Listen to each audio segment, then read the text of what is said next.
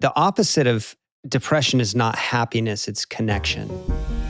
If you turn the narrative into acts of service, you are constantly in the privilege of doing something. And that's a shift into gratitude. Does the hardship and anguish, is it a gift or is it a curse? I've been working with National Geographic for about 20 years, and the way that we report science is we metabolize it in stories. And one of the best visual storytellers of the last 20 years is Cory Richards. I did a cover story with him on happiness, which took all the data available in the world and distilled, enabling us to see exactly what are the characteristics that deliver true happiness. And Cory traveled around the world with me to capture the story. And the great irony is that Cory backed in to happiness. Cory lived one of the most miserable childhoods in a way, grappling with mental health issues, and somehow took that pain and that anguish and created some of the most beautiful art you could ever imagine. Cory's going to tell us the secret of taking pain and converting it into beauty. He's going to tell us the power of a simple wave, of letting people into traffic, and exactly how to connect with people by being vulnerable. This podcast, you get extra points for vulnerability. Nobody does it better than Cory. You're going to love this episode.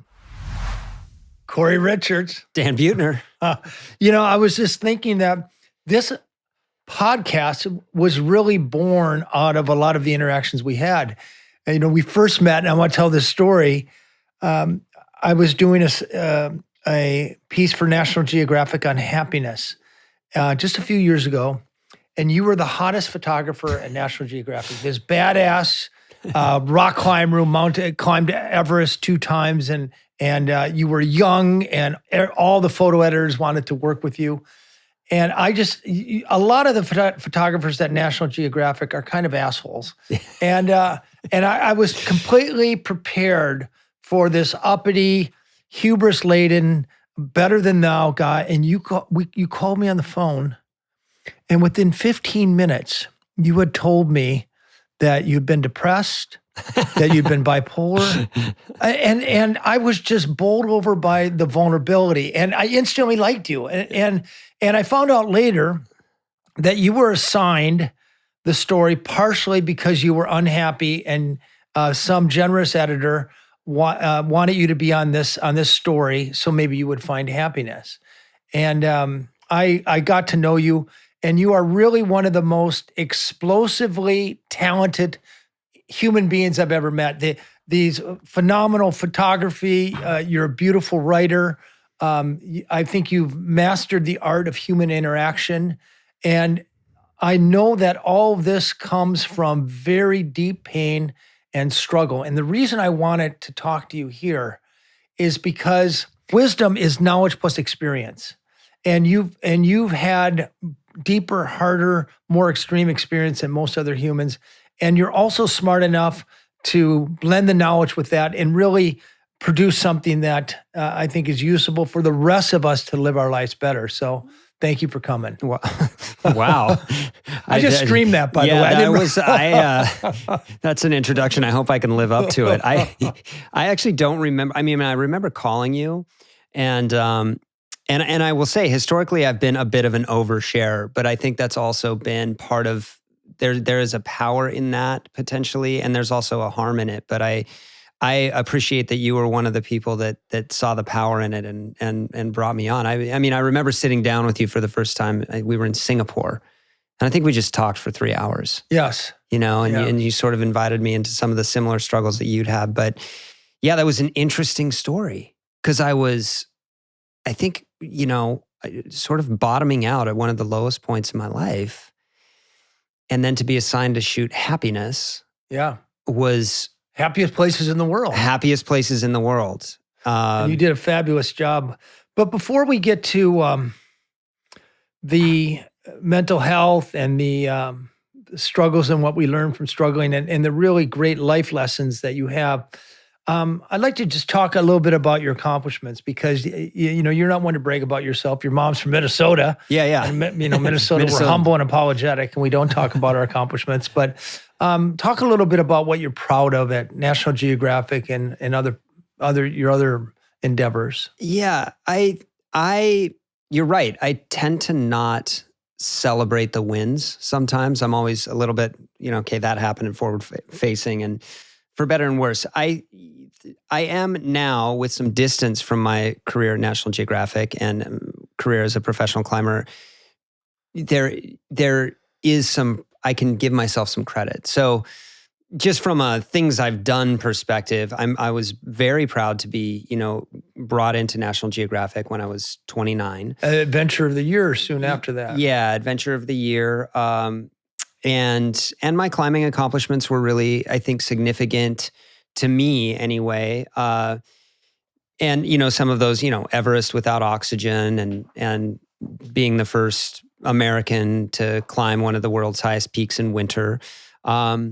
Think about that. You're freaking cold in the summer and you go in the winter. Yeah, of course. They're hard in summer. Let's go in the winter, which is sort of emblematic of the way I operate a little bit. But and most recently, I did an artist residency at Oxford University. And so there are things that I'm very proud And how many of. covers did you shoot for National Geographic? Covers, if you're internationally, I think 5 or 6. Yeah, that's, people work their entire life and don't get to shoot a cover story for National Geographic. But the irony is when my one, domestic, or the sort of, the one more famous cover was a selfie. So yeah, I'm trying to find that in your book here. It's right. Next page, I think. There we go. There it is. So for those of you on YouTube, you can see it. But for those of you listening, Cory, describe this picture. So this is a photograph of me. It's actually a selfie that I took after being in an avalanche. What does it look like? Well, it's my face covered in ice and an expression that, is a little haunting. It's me trying to grapple with nearly dying, but it's, I'm just encrusted and it's cold. And you're in climbing gear. It looks like you have white glasses on your forehead. Yeah, your face is framed in ice and snow, and you have a look of somewhere between a death rattle and a smile, sort of a Mona Lisa smile. For somebody who says they're not visual, you just did that a lot better than I did. Yeah. But it just telegraphs so beautifully the feeling of I just died and I also discovered I'm alive. Tell the story of what we're seeing right here. So in the winter of 2010-11, I was invited to climb Gasherbrum 2, which is the world's 13th highest mountain in winter. And we climbed it on February 2nd, and then we got hit by a really big storm on the way down. And on February 4th, we were leaving Camp 1.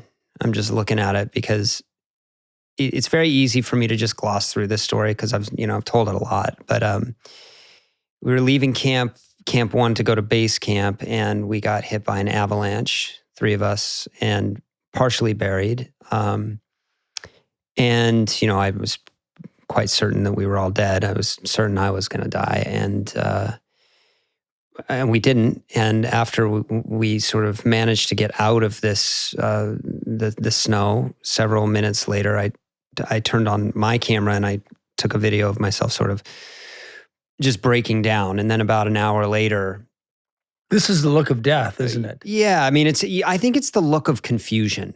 And I think the way I open The Color of Everything is actually with a quote by Gregory Alan Isakov from one of his songs that says, "The past she is haunted, the future is laced."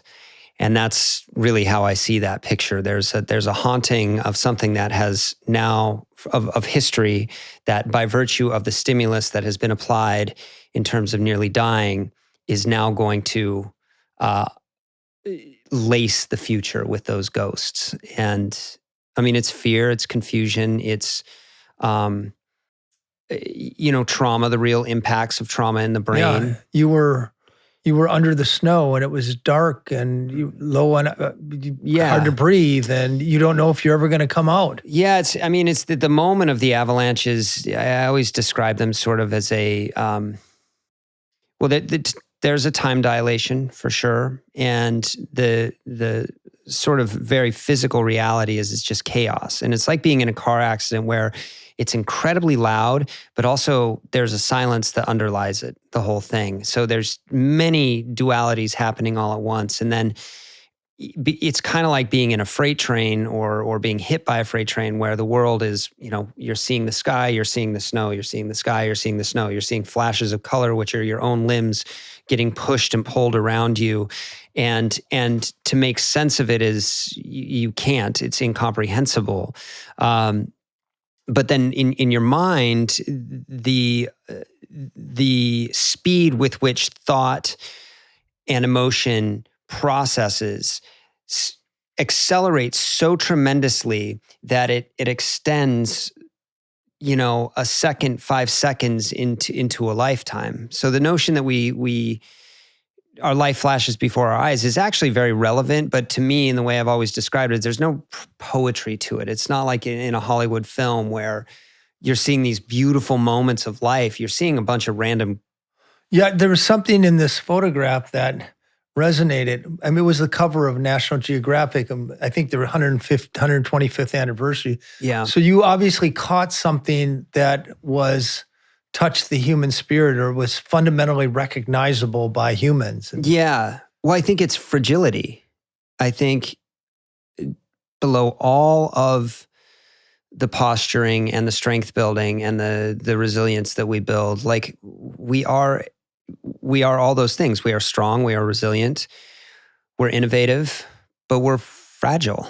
And I think when we see ourselves exposed to our most base level, there is a compassionate resonance that's almost demanded of the empathetic mind. But to the outward, to the rest of the world, there is nothing about you that seems fragile. You're this tough. If you took your shirt off, I know you're ripped. You lift weights. You're arguably one of the best athletes of the last half a century. Your ability to climb these mountains without oxygen. You were the hottest photographer at National Geographic until you left. I know you're a spokesman for what kind of watch you have? Vacheron Constantin. Vacheron, which is the icon of fashion, and your billboards on Sunset Boulevard. And people would look at you and say, God, this guy has it all. He's talented. He's good looking. He's in shape. God, I feel so good watch right now. This is great. But there's something underneath that not everybody sees right away, isn't there? Yeah, and it is interesting to look at the dichotomy because I think so often people that achieve a high level of success are driven by a deep reservoir of pain. And that pain is a way to connect to a larger swath or totality of the human experience, but it is very, very hard. And for me, that has presented in, and I'm not a big fan of diagnoses because I think there's too much story attached to them. But when I was young, I was diagnosed with bipolar 2 when I was about 14. Before that, it was anxiety and depression. And tell us what bipolar is for those. I mean, what are you experiencing if you're bipolar? What is? Well, so bipolar 1 and 2, and of course now we're learning it's much more spectrumy than that. And it's a great book too. Yeah, well, both poles, right? I photographed from the Arctic to Antarctica. Yeah. So it is a cluster of behaviors that are characterized by very high highs and very low lows. And so if you imagine the normal range of human experience as a globe, and the equator is where most people, or, above and below the equator is where most people operate. Well, when you're bipolar, as per the name, you're at Everest and then you're down you're a polar explorer, right? And so bipolar 2 is characterized by what's referred to as hypomania, which is not the North Pole, but it's in the Arctic Circle, right? Okay. And so mania would be the North Pole, and that can verge into psychosis and things like that, where that's where people are selling houses and betting on their entire money and like not even making sense sometimes when they're speaking. And at this very moment, talking now, your vulnerable opportunity, where are you right now in that? Honestly, right now, I'm in a, again, nobody would see this necessarily, but I'm in a significant down cycle, where, and again, I'm cautious about oversharing but this is an environment where I think it's important. Like 2 days ago, I sat on the edge of my bed for 2 hours and just stared. And this is amidst starting a business. This is amidst, a very full. Stared because you didn't know what to do next, or just frozen with sadness? I just couldn't move. I was just that sad. And those things come, and they're very, very challenging, because when balanced against the other things that I have, to your point, done in my life, it feels like a catastrophic failure.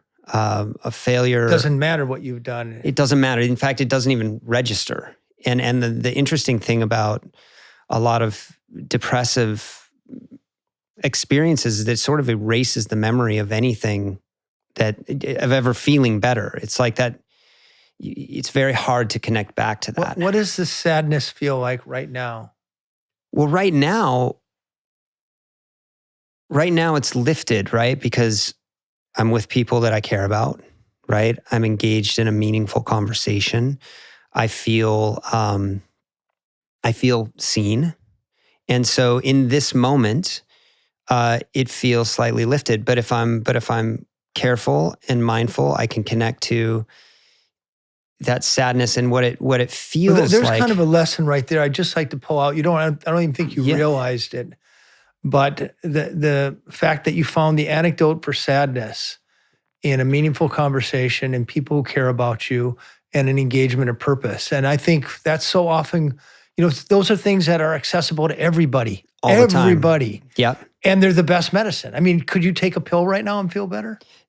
Not for this. I mean, it would take, I could take MDMA and I'd feel better for a few hours. But but then there's hell to pay tomorrow. Yeah, then there's hell to pay tomorrow. But you're right. I mean, that's truly what this is about. The opposite of depression is not happiness, it's connection. Really? That's how I view it. I think happiness has been appropriated and commodified, right?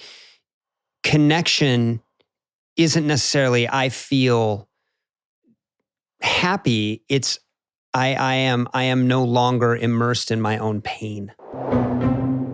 As a National Geographic explorer, I spend most of my life on the road. I like to say my main residence is a backpack, but actually I also have a real home. And because I'm not there most of the time, I usually host on Airbnb while I'm away.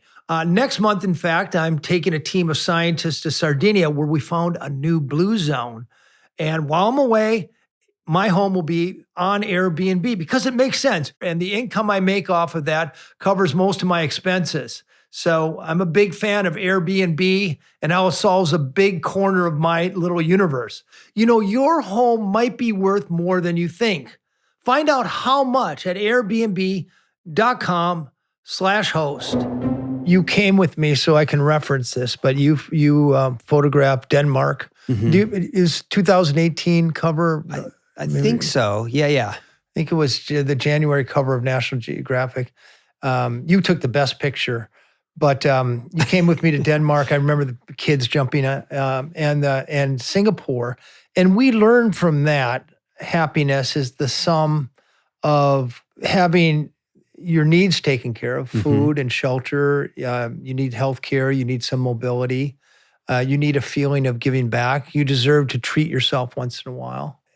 Somebody to love, somebody who loves you. There are really there's clear componentry to happiness. Right. And connection, I think, is one of them. Yeah. It's a frame. I mean, what you're talking about is the framework that can provide more prolonged, what we would call happiness. But even living in that framework does not mean that you're going to be happy. Look, we're not supposed to be happy all the time. Yeah, that's right. That's not the goal. And then I disagree with the Dalai Lama because he has said, that the goal of life is the goal is to live a happy life. I actually totally fundamentally disagree with that. Well, if our ancestors weren't to a certain extent neurotic and worried, it's the caveman who is kind of aggressive at that, village over the hill and who is a coveting and wants the beautiful woman to procreate with, or the the studly man to procreate with, so they have children in the next generation, or are worried about skipping along the cliff that they might fall. Those are the genes that got into the next generation. Were the genes that were full of worry and neuroticism and aggressiveness and these trying to override it with. I don't think kindness necessarily is something that's encoded in our genes. It's something we have to learn or intuit. Well, but I would argue too that kindness does have long-term the greatest net positive outcome. It did. I'm just saying it's not natural. Yeah. Well, survive. It's learned. I think it's both. I think both are natural, right? Because we learn to be kind, and that endears us to social connection and the people around us that keeps us safe. So I would argue kindness does work there. But to your point, that neuroticism, that sort of aggression, that also gets encoded into future generations. And so we're living in a constant duality and a constant paradox of ourselves. And I think for me, so much of what's brought me more peace over time is learning to understand that the ambiguity is actually where liberation is. The messy middle, where I can be many things at one time. I can be hypocritical. I can live in those paradoxes. I can be, full of contradictions. And once I accept that about myself and really look at it critically, what it does naturally for me is it allows me to see the same is true for every other person, which is an invitation in my mind into compassion. So I can look at you and I can say, I know Dan has blind spots, contradictions, paradoxes, can be nice 1 minute and an absolute dickhead the next. You've never been a total dickhead, but I'll work on it. Yeah. But this is true for everybody. And so if we can step back and see that, then we're like, oh, there's liberation when we gravitate towards. We talk all the time right now about polarity and being polarized. That comes from a mechanism by which we feel unsafe. So we gravitate towards community that makes us feel safe. And so often we then define the other community as other, or even worse, we define an enemy. And in that same instant, we become one. Can we talk just a minute about, you and I spent almost a year finding these places where people live statistically longest, and then trying to understand what are the characteristics of those places. And you were the photographer, and at National Geographic, the photographers are really special. They're not just going there to get snapshots. The best photographers like yourself really metabolize the story. The writer goes and tells one story, and the photographer tells another story, and enhancing stories, and they sort of work together like a yin and yang to offer a complete story.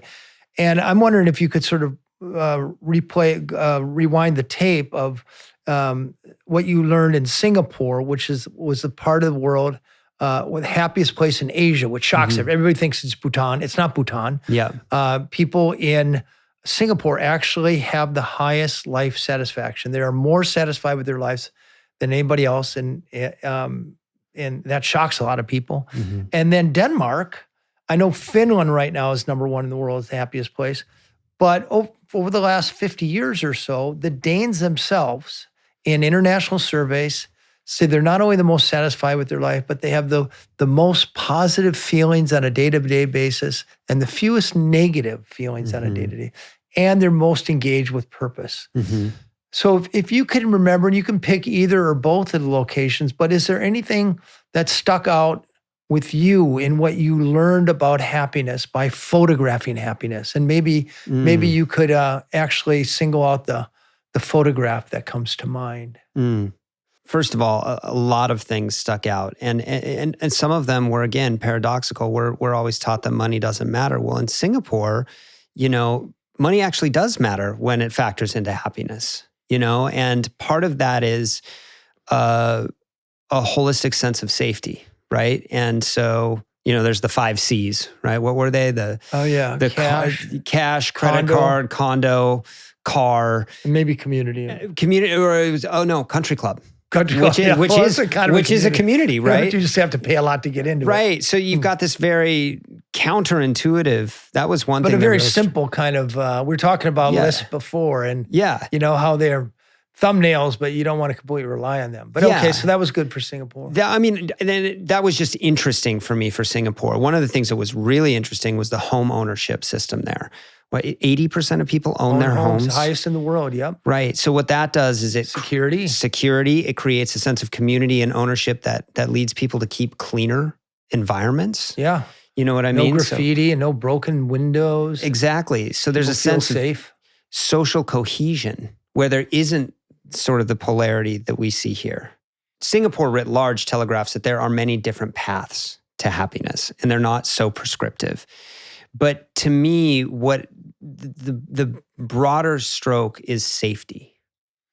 When we feel safe in an environment, be it a relationship, a community, we tend to be able to, we're no longer in survival mode. Yeah. So we're not in our sympathetic nervous system. Or this is, again, reductive, but we're more capable of accessing our parasympathetic nervous system, which is the rest recovery system. And so we are at rest. And that's where you can actually invest in overall wellness.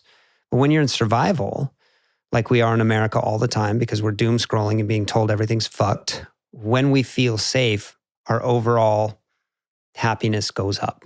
That's, and a great microcosm of that is just look in your relationship. If you feel safe and secure, loved, cared for, provided for in whatever ways you have arranged in a relationship, your mean level happiness is going to go up. You're just more satisfied. If your nervous system is on constant high alert and you're always worried about the next fight, or you're always, whatever that mechanism of feeling unsafe is, you're not going to be very happy. Yeah, your cortisol thundering through your veins, you're having more inflammation. Yeah, what have I done wrong? What am I expecting? Like all of these things. And that goes to your work in longevity, is that I would argue that the greatest predictor of longevity is actually massively reduced stress, period. Mm-hmm. Like all the other markers are great and they're pieces, they're components, but reducing stress levels overall, which reduces inflammation, which reduces chronic disease, that's what we're really talking about. Yeah, it's so powerful to be able to. Well, let's go to the other sort of happiness extreme, Denmark. Yeah, you shot that as well, and you shot a very different dimension of the human experience in Denmark. Yeah. Do you remember the photographs you shot? You've taken so many. Yeah, I mean, there are standouts, right? And it's funny because happiness didn't go in Bipolar, and I'm going to do a second book. Yeah, but, make it happiness book. Yeah, I'll just make it a happiness yes. book. But I remember this one shot, I forget the name of the little village we were in, but it was all like this guy, and he's just got leather skin. He's sitting out in the sun. I think he's bald, and he's sitting against this red house, and he's just explaining something to me with his arms up in the air. Yeah. Sort of like God's creation. Here I am. This is so great. I'm sitting in the sun and I have nowhere to go and nothing to do. And there was an element of happiness to that. And there was this exuberance too in the public swimming environments where. Just to give context to that, the happiest cohort in the world, in other words, the subgroup of people who report the highest level of happiness are retirees in Denmark. And my written explanation for that was that this is the place where you never have to worry. If you get sick, you don't have to worry about what happens to you. Yeah. Because everybody has health care. Here, 20% of Americans, if they get sick, they're screwed. You never have to worry about where your kids go to school or if they're smart, when they get to go to college. College is absolutely free. And nobody has to worry about what happens when I get old, because everybody gets a living wage for their entire life. And this, I think he was about a 70-year-old guy. Yeah. And he radiated a certain joy that I felt just came from not this pursuit of euphoria, but rather just and it goes to your point of safety. I don't have to worry about shit. Yeah. That's all the things that sort of grate you down on a day-to-day basis. They're absence from his life. So. Yeah. It's funny. I think Dr. Gregory Brown, he wrote The Self-Healing Mind, makes a really good point in his TEDx talk. He says, the goal should not be happiness, but fulfillment. And a fulfilling life is one in which you are relaxed enough to pursue purpose, right? And you're not driven by fear. You're driven by curiosity. You're driven by the pursuit of a contribution, right? Meaningful contribution that is outside of yourself. We see plenty of people that are pursuing wealth simply because for economic status or status in general, and that does not happiness make. That does not fulfillment make. Johnny Cash was once asked if he thought that he was getting rich, and a journalist asked him if he thought money buys happiness. And he thought about it for a minute. He goes, well, I don't know if money buys happiness, but it will buy a Cadillac so you can drive around and look for happiness.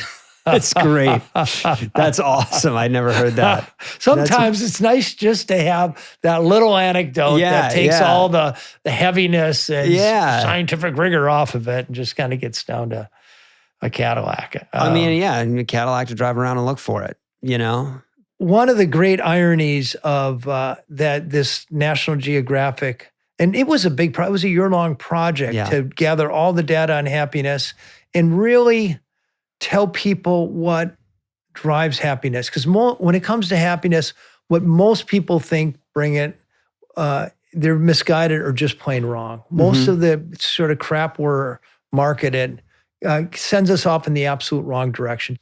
But you were assigned this story because you were unhappy to come with me and look for happiness. And then something very sort of traumatic happened then. And by the way, you write about it beautifully in The Color of Everything, this fantastic memoir. And, most photographers couldn't write themselves out of a wet paper bag. And, I read this book and I said to myself, God damn it, he's a better writer than me, as well as a photographer. It's just a gorgeous book. And you write about that experience. I don't know if you want to convey any of it. Yeah, sure. I mean, the punchline is this. We're on assignment. We're in Singapore. And I have been drinking way too much. It's sort of start early in the day and excuse it. And this is not just on assignment. This is in my life. I'm newly divorced, on the heels of some really, I will take full ownership of that divorce, meaning that, I was cheating and lying and living very, a life that was not in integrity, that was not aligned with my values. And I remember just sitting in the hotel room at this one night, and I had been out wandering the streets, just looking for anything. I think I was over at the Hawkers and and I just got more and more and more depressed, seeing people having fun, seeing people sort of in love, what was it doing? It was amplifying all the meaningful parts of my life that were out of balance or missing. And I went back to the hotel room, and it's kind of an embarrassing story, but it's out in the world. And I met a girl who I had met on Tinder or something like that, and she'd come over and done our thing, and then I'm just sitting there on the side of the bed again.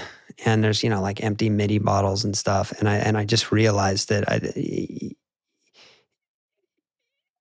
something was really, really, I was trying to fill a hole inside of me with anything that had a short-term sort of dopamine hit or benefit. And I realized something was so wrong. And so I opened my laptop and I typed in rehab, and then I passed out, and I woke up the next morning and I turned on my computer and I was like, oh yeah. And so I started making calls from Singapore, and it was in Singapore that I signed up for a 30-day rehab, stint. And I went in Thailand. And interestingly enough, I went to Thailand not because it was exotic, but it was the only place I could afford. The care there was so much cheaper than America. And I think that's so tragic. I don't want to get off topic here, but like, people who need help here can't fucking afford it. We're going to come to that. Yeah. Yeah. So I ended up in Chiang Mai for 30 days and really engaging. It was a 3-pronged approach to sobriety, which was mindfulness, CBT, and 12-step. Which, by the way, I think contradict each other sometimes, 12-step and CBT. But CBT is cognitive behavioral therapy, right, which is getting you to change the story of your life so you're not telling the flawed story over and over. Yeah, it's based on cognitive distortions, things like all or nothing thinking, black and white, sort of over-indexing on the negative, and getting to, and mindfulness works hand in hand with it because it helps us recognize the story we're telling in the moment, in real time, and go, wait a minute, is that true? And that reframes our thoughts. So it's less about getting into the sort of Freudian basement of mom and dad did this and this happened to me when I was this age, and ergo I have all these issues. It's more, okay, you might have some core beliefs, you do, so let's restructure those core beliefs. Because the actual why of things, I think, is useful, but it becomes a little problematic when we continue to go back to that. Well, I have this trauma, therefore I am this way. And our society is now really engaged with the idea of trauma, and it's important. And at the same time, learning of that does not heal it. Healing it is moving beyond the stories that it creates. Yeah. I think it's important to give people context because you just told this very revealing story, and thank you for that. But the part of the story people probably don't know is you had a tough childhood. Yeah. You told us that you were diagnosed early on with bipolar disorder. Yeah. But you had a brother who kind of bullied you around, and Yeah. you had a father with very high expectations of you, and you dealt with a lot of trauma. Yeah. And you can't explain away alcohol abuse or cheating on your wife with that.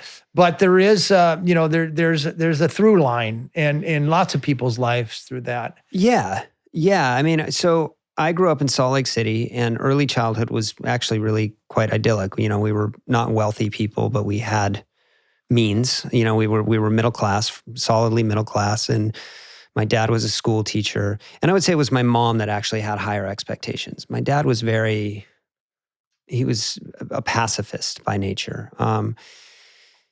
And my brother, and I really go into this in The Color of Everything about the psychological machinations that erupted and why those things happened long term.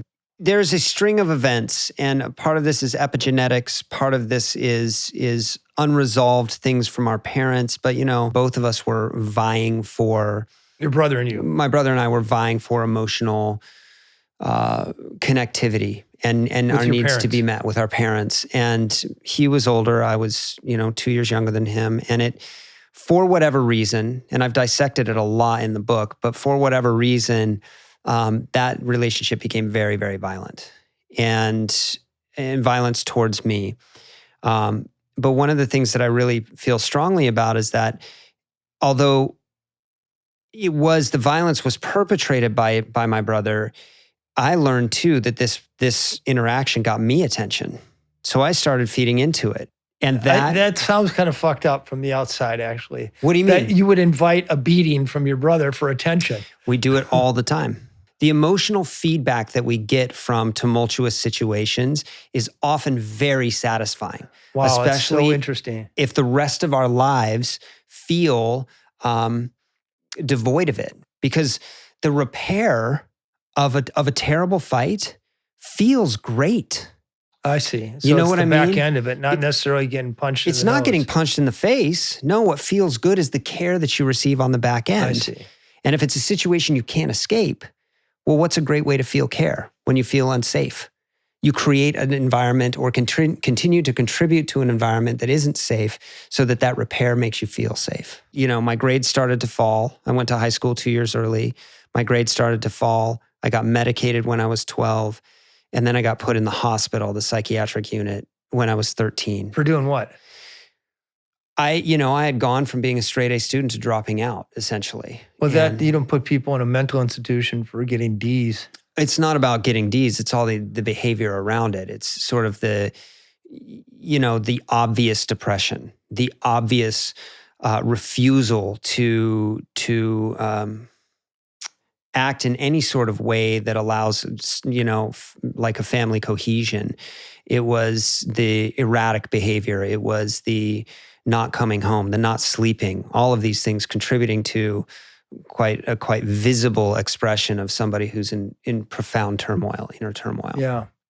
And so I got put in the hospital, and then from there I got put in a long-term care facility, 8 months, where I ran away 3 times. And then on the back end of that, my parents, the third time I ran away, and some really hard things happened several times when I was running away and out of the facility and dodging cops and squatting in people's houses, and that's all in the book. And then when I ran away the third time from the facility, my parents said, "Well, that's you have to take agency for this." And I remember watching the locks be changed, and they're like, "You can't live at home." So then I was 15 years old and on the street.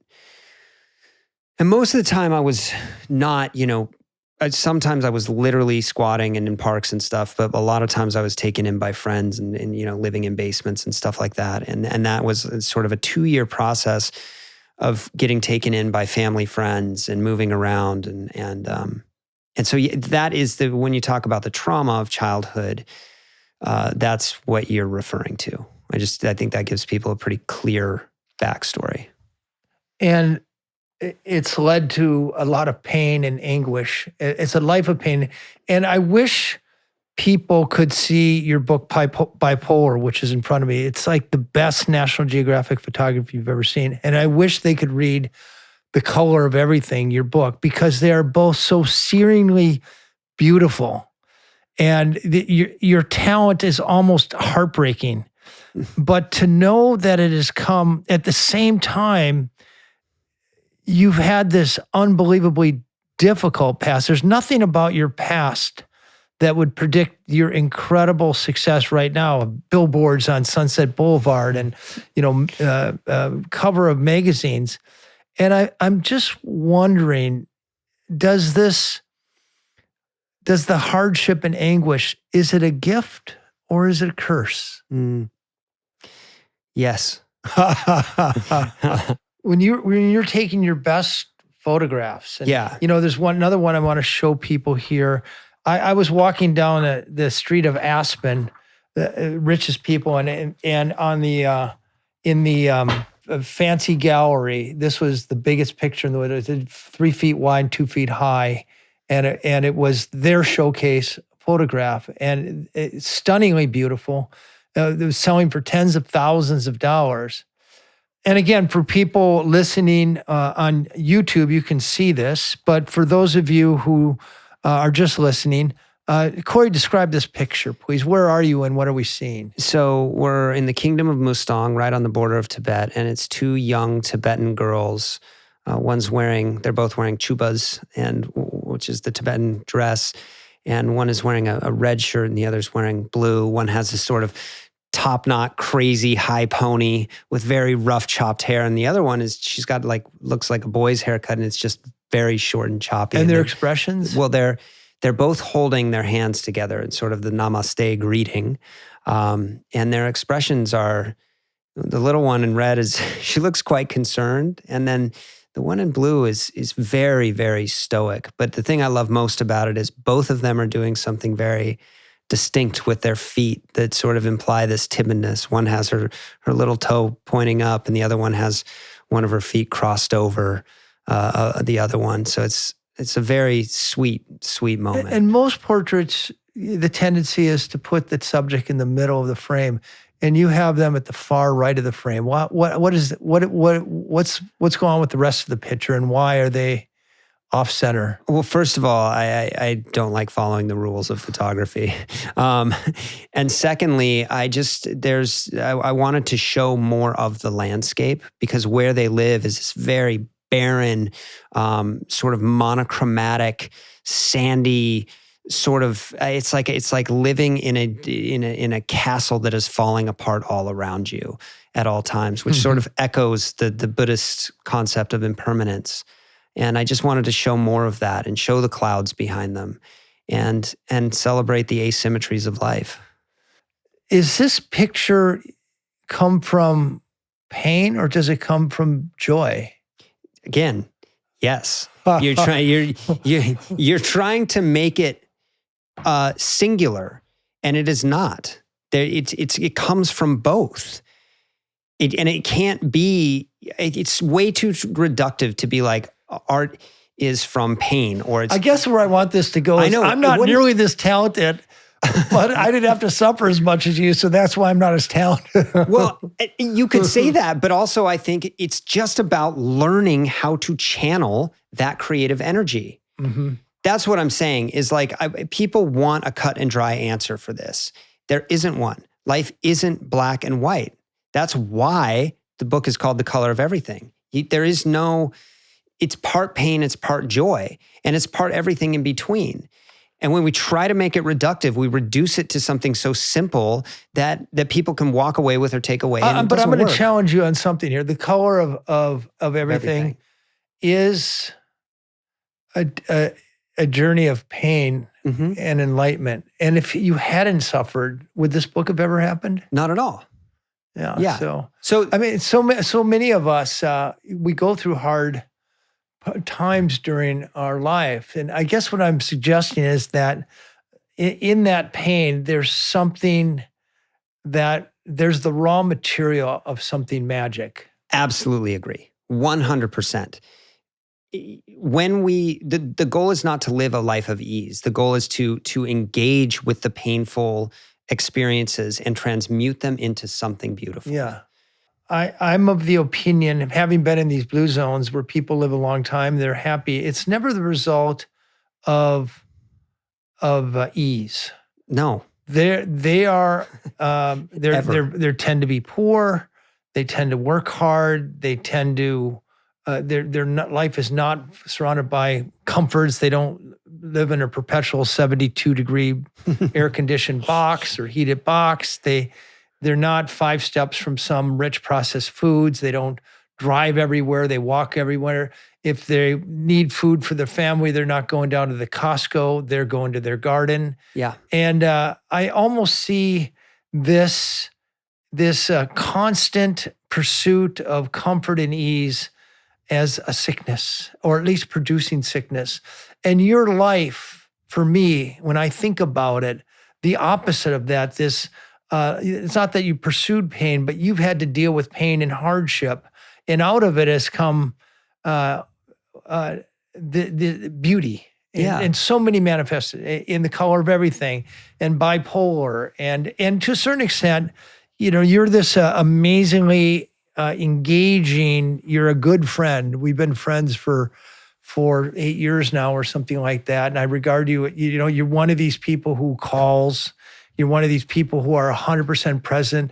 You're one of these people who, if I have a hard time, I can call you and I know you care. I know you've kind of experienced, but you stop everything.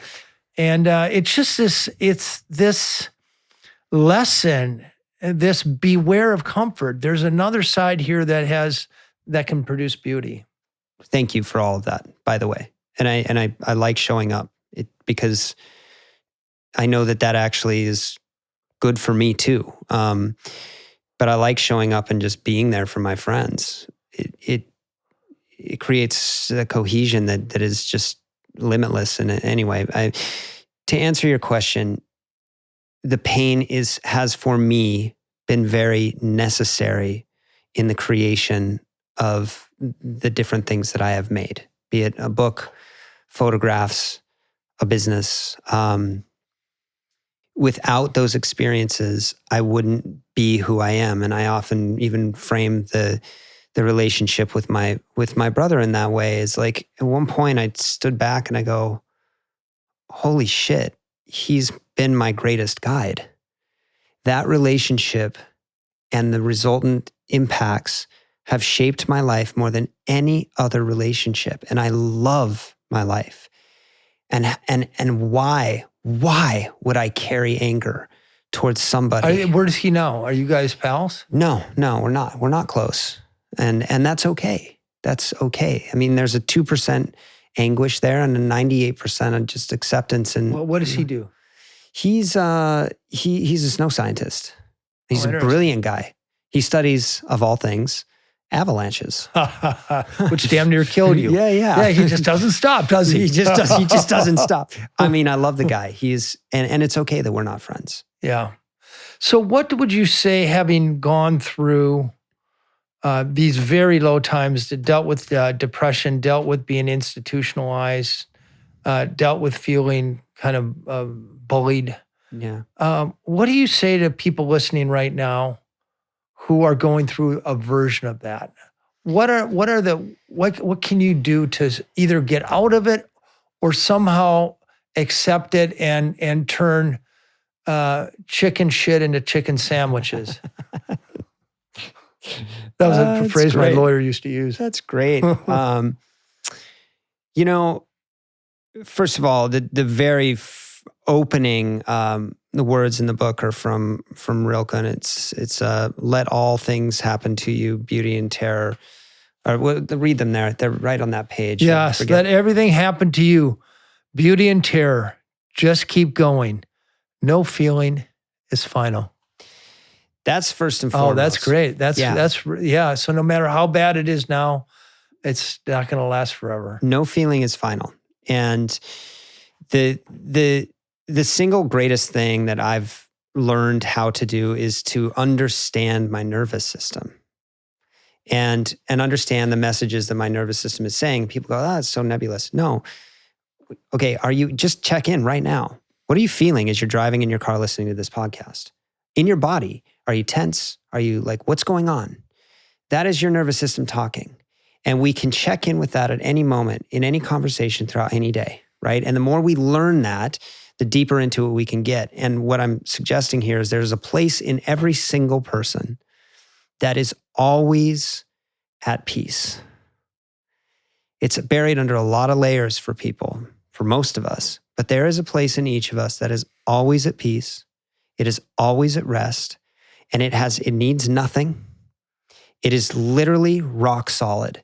And as you learn to access that place in any moment when you're feeling triggered, when you're in an argument, whatever the fuck it is, if you're in a bad situation, you can always access that place. That takes work. It's not, there's no biohack for that, right? Psychedelics don't do it. None of it does that. Learning how to access that place. So that's the first thing. And secondarily, learning how to ask for help, even when you're in scary positions. That's second. But let's just drill down a little bit on that. So let's say I am really depressed. Mm-hmm. What do I do? Who do I call? Ask for help. Well, who do you call? I mean, do you have somebody that you know you can call? That's the first and foremost thing. Do you know? I was talking to Simon Sinek about this, and I was telling him like I was crying, and he goes, not right then. He goes, who do you call to cry? And it was such a beautiful question. Yeah. And I was like, well, I could call you, but I had never thought of that. So, who do you call to cry? Do you have that person? Okay, there's your first thing. If you don't, figure that out, there's no easy answer. Because like I said the other day, there I am I have all the fucking resources. I have read every book. I've written a book about this, and I can't get off the side of my bed. There are no easy answers for this. The simplest thing you can do is just do one thing. Just keep going. Just keep going. And even doing that one thing isn't going to necessarily make you feel better. And that's okay. For me, it's stepping far enough out to go, I'm sad. That's it. I'm just sad. And that's where I am. And that's where apparently I need to be right now. And not fussing about trying to hijack, and biohack our way into some better state of being. If you're sad, be fucking sad for a second. Just be sad. Let yourself do it. Doesn't mean stay there, but I guarantee if you let yourself feel it, you will move through it faster rather than trying to reject it. It'll just keep coming back. Or paper over it with noise or music or drugs or sex. I've done it all. Guess what? It doesn't work. It does not work. Works in the short run. It works in the short run, So that's one thing. And I think for the other side of this is when people always go, what do I do if somebody's struggling? Okay, that is actually maybe even a better question. We are much better at noticing people who are struggling than we think we are. When you notice that, call them and share. Don't necessarily put the onus on them to tell you how they're doing. Open up first. Showing up and being present. Being present and just connecting. Just connecting. So if you're struggling or you notice somebody's struggling, the antidote, at least short term, is connection. But that's hard to do. It's hard because people who hurt oftentimes don't want to be a burden. And so they're not necessarily going to reach out. They don't want to burden. I don't want to call you and be a bummer all the time. Does that make sense? It makes sense, the all the time part of it. But I would argue that if you called me, it would telegraph to me that you think I possess some wisdom, maybe. Of course. You telegraph to me that you trust me, that I'm a true friend. And I think people who are reticent to make that call forget that actually the person you want to call are probably going to be grateful that you did, feel honored. That's the other side of it, is your reaching out for help is very rarely a burden. It's actually an honor. And it makes your friends feel good. It makes your friends feel like they can show up for you, and it endears that connection and deepens it. And so that bond, who do you call when you want to cry, is created, And men especially have a hard time with this. Yeah. Oh, yeah. We just had a guest on, Vanessa Van Edwards, who said that women, when they connect, they want face-to-face. Right. Men want side-by-side. Right. They go to a ball game together. Yeah. They watch a game together, or they play pickleball, but they're not really looking at each other as much as, you do. You're an evolved guy, and we're good friends, but I think a lot of guys are a little bit afraid of that, deep connection that comes from. We're just not taught how to do it.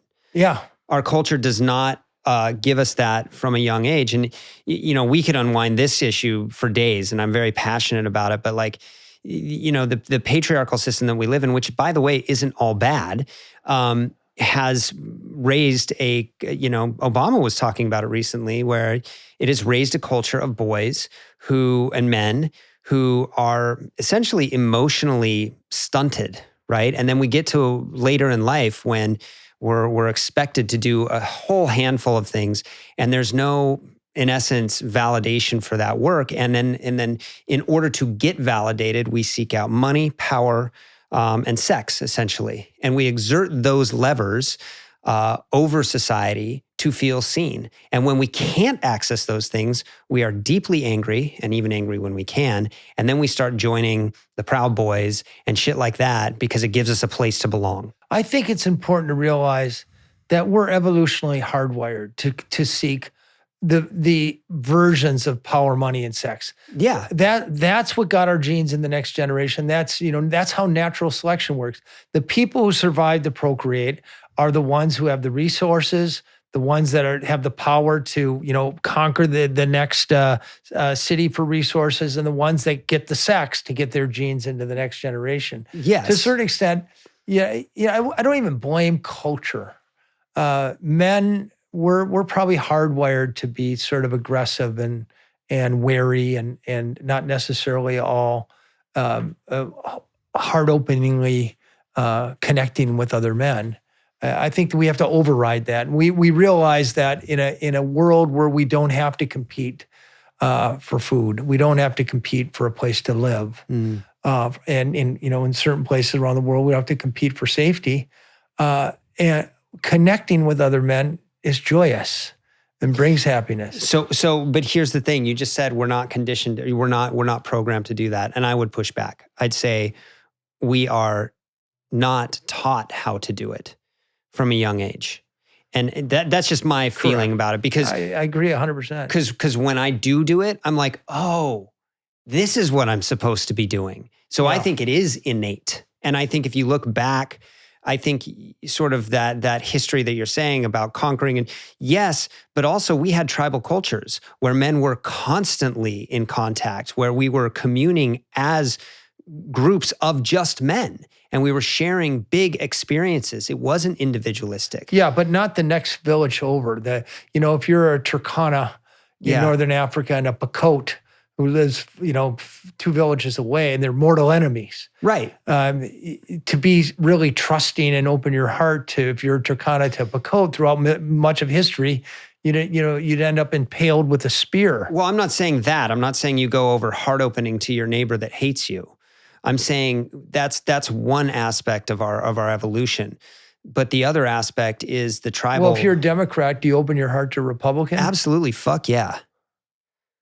100%. Even though he hates you? 100%. I don't, again, define an enemy and you become one. You do, like instantly. Define an enemy and you become one. Does that work the other way? Define a friend? Quite possibly. At least you're no longer an enemy. He might still hold you as an enemy, but you're not exerting that sort of energy towards him. Yeah, I like that. Or them. So yes, like, look, what I'm more interested in is the stories that you've inherited and have been told that have formed your beliefs, because you're human to me. Your beliefs, they might be disparate, but I don't really give a shit about those beliefs. I'm curious about, how did you get there? Because that's a place we can explore together. And if we can get in that community and I can hear how you got there, you're not going to convince me that it's right, but at least I'm curious. And in extending that curiosity to you, I invite you into a space where we can actually connect heart to heart. And you see it all the time. People do this all the time, where they take out, you're not at the rally anymore. You're 2 people sat at a table and having a connection and having a conversation. Well, tell me how you were raised. Okay, well, that gives you a whole bunch of information and insight. So, we have this rising mental health issue, especially with young men, but also young girls. Interestingly, there's been this uptick in anxiety and suicides that began in 2011.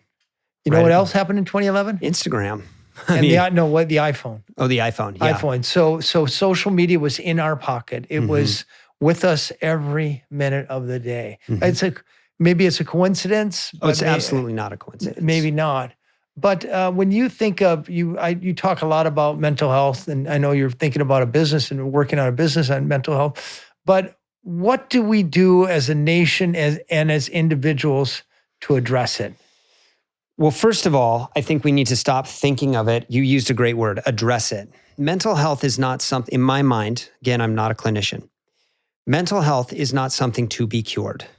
It's something to be managed and navigated. It's not going away. It's not going away. Our brains operate in a very specific way for a very specific reason. When we see different stimulus applied, like social media, it's going to have impacts. So what do we do as a culture? Well, we recognize and we identify it, and then we come collectively together to make decisions like people are doing already about no phones in schools. How do we limit screen time? How do we create an environment and a culture and a movement in which we are fostering connection? There's just some irony here. Yeah. That people don't know. National Geographic has the most successful Instagram account in the world. Who got National Geographic on Instagram? I did. In the early, Cory Richards got National Geographic on Instagram, and now he's railing Instagram. But okay, we didn't know better. We didn't know, and I'm still on Instagram, and I still use Instagram. So part of it is starting with ourselves too, is limiting our own intake. Yeah, and learning how it's not putting on blue blockers at night just so you can keep scrolling. Just an interesting data point here.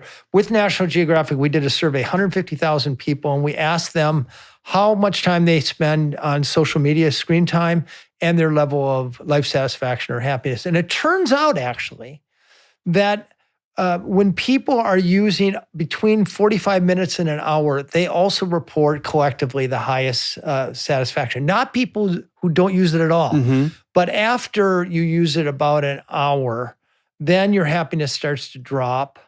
And after about 2 hours of use, your happiness just falls off the cliff. And the least happy people, we didn't even think to ask more hours than this, but in our survey, the most you could report was 8 hours of social media use, and those were the least happy people in our survey. And I'm guessing there's people who are on it more than 8 hours a day. But very clear correlation between too much screen time and social media use and unhappiness. And it makes perfect sense, right? Like you get a good amount of dopamine influx, a healthy little amount. You're getting your little hits, right? And then you shut it down and you get some cool information and you see what your friends are doing. Or you connect with people in the real world. Well, what I'm saying is that's why like 45 minutes to an hour. Yeah, that's all you need. That's all you need, right? You get the little hit, but then you exhaust yourself. You get on Cory Richards' Instagram feed, Dan Buettner's Instagram feed, and then you pretty much got it. Yeah, then you got it. Then it's all good.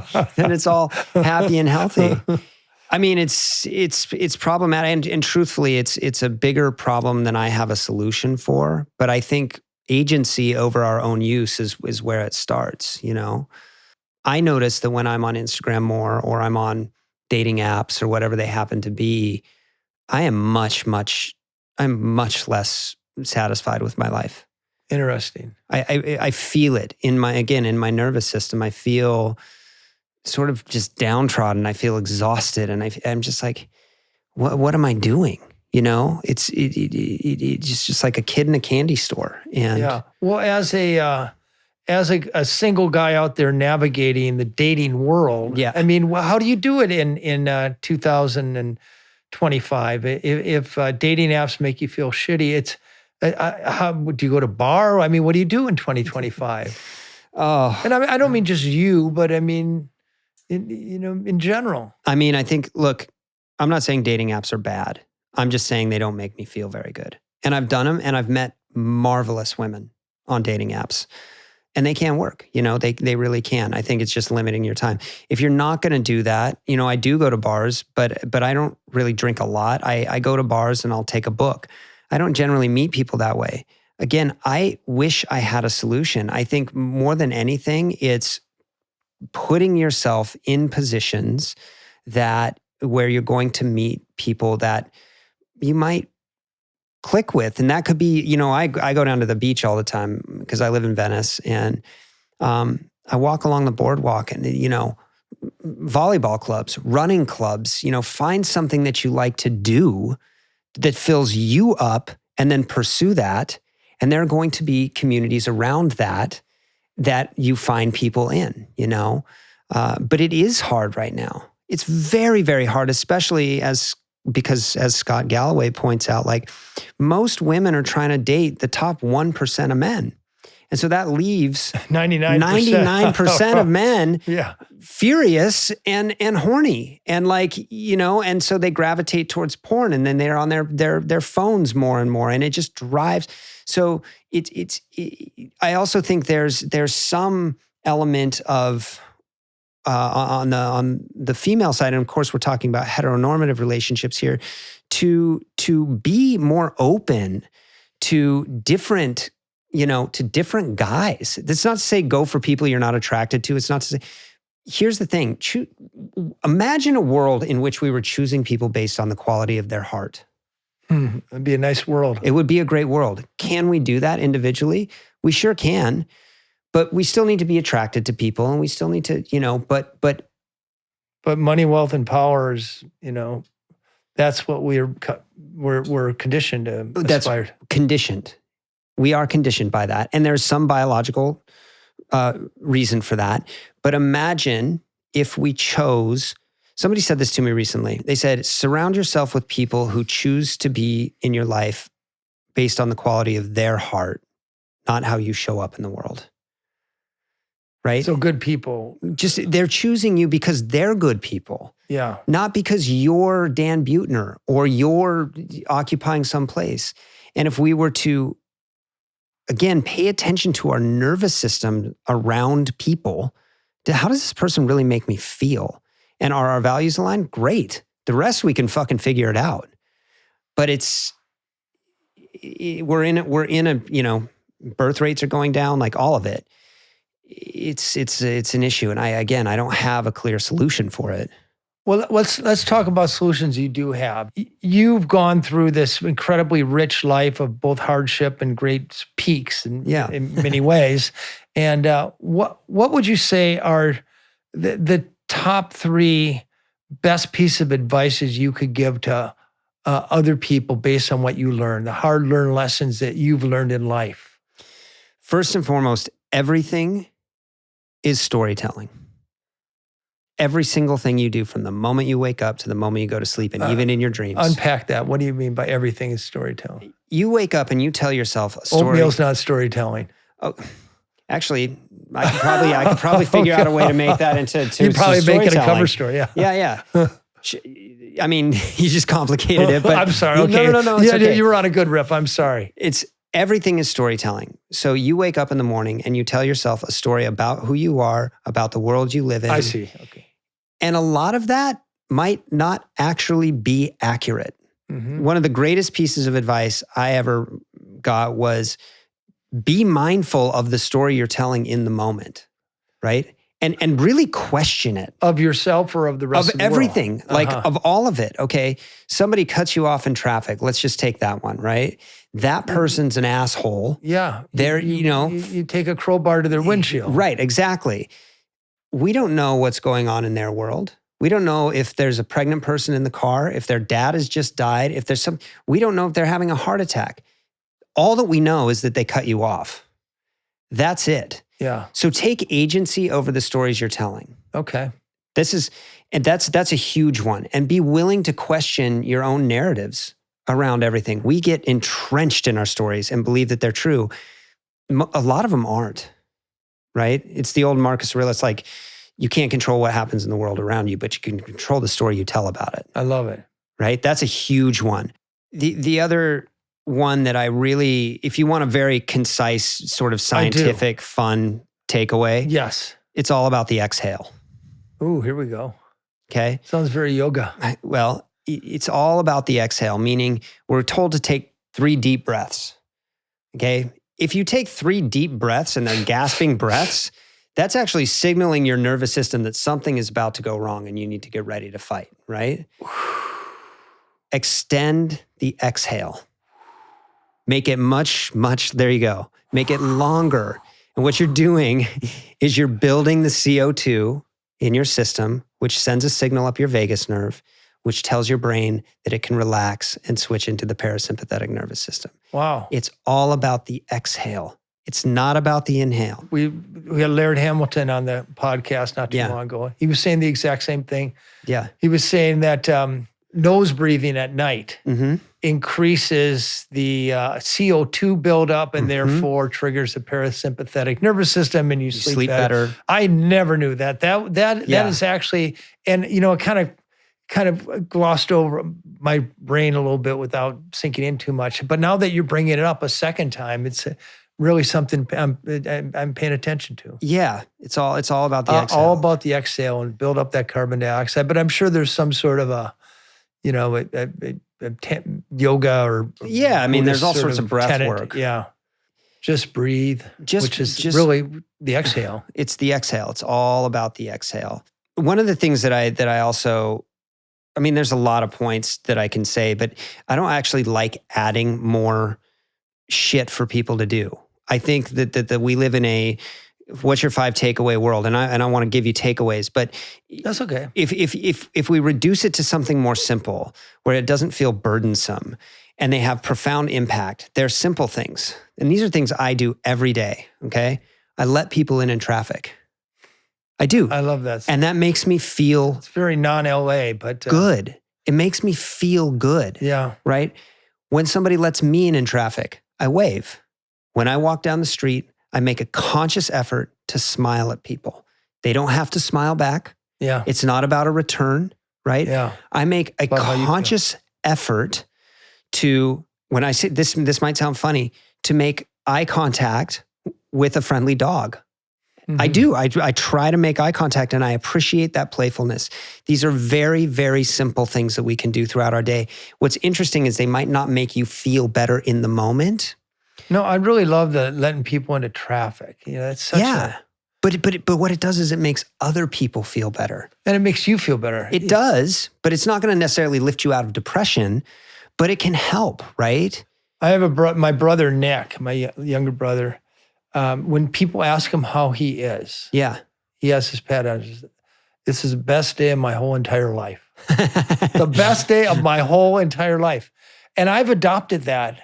And people feel better. You just made me feel better. Exactly. And I, you know, in a way, a lot of people, they answer, how are you? And right away, well, my back hurts, or, you know, I'm sick of this goddamn political situation. Yeah. But to say, I've never been better in my whole entire life, it all of a sudden frames your life. Just by saying it, you feel a little bit better, and it makes you focus on, at the end of the day, even when your life is at its worst, there's still good parts about it. Well, that's the other thing. That's that all or nothing thinking.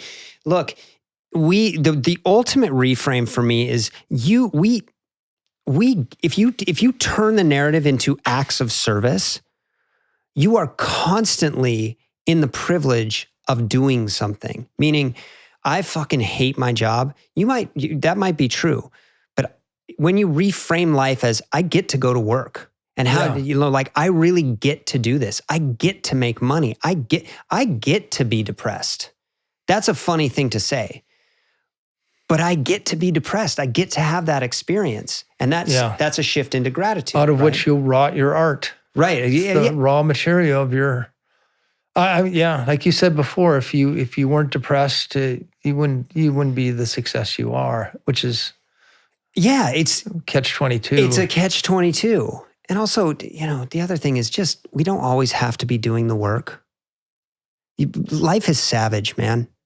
Life is fucking savage. You could, like in this wellness community, we're always trying to biohack our way into, it's fine.